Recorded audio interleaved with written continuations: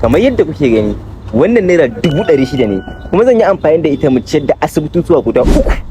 ku zo mu je mu ga yadda ta kasance. Let's go. Sai na wuce kasuwa na ano barkono da buhunan shinkafa na ano wake da kuma man kuli gashi nan kamar da kuke ina da gida na siyo kwai na dafa sai na dora tukwanen girki take na bisa da wuta na zo na zuba wake na wanke shinkafa ita ma na zuba sai na hauta ce ta gashi nan kamar da kuke gani girki ya redi na zuba shi ma kula na fara soya mai to fa mutane sun fara hankara mana abinci domin har sun fara cika muka addu'an da za a basu muka tafi asibitin Asiya Bayero muka shiga dakunan gashi nan kamar da kuke gani kowa ya kawo kwanansa sai mu zuba mu gado mu basu muka fita muka tafi wani ɗakin gashi nan shi ma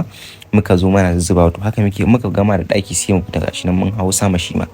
haka muke ringa yi bayan mun ba asibitin sai ga ma asibitin Murtala shi ma gado muke bi sai su kawo plate ko kwano mu zuba muka tafi wani ɗakin shi ma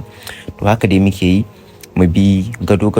layi sai mu zagayo haka dai muka yi ta ya muka gama da wannan asibitin in muka zuba abincin sai mu zuba kwai sai mu yaji da man kuli su zo su ma su zuba sai muka fito muka tafi wani ɗakin gashi nan kamar yadda kuke gani wannan abin da aka yi ba da kuɗi na ne ba al'umma ne suka bani kuɗin su domin a yi ga wanda yake so shi ma ya bada wani abu ga account number ɗin nan a sama 1687061078 Axis Sulaiman Mustapha Adam daga nan kuma sai ga ma asibitin Sasununsu da ke yan kaba su ma haka muka shiga sai mu karɓo kwanukan mu ajere su sai mun gama zuba abinci da komai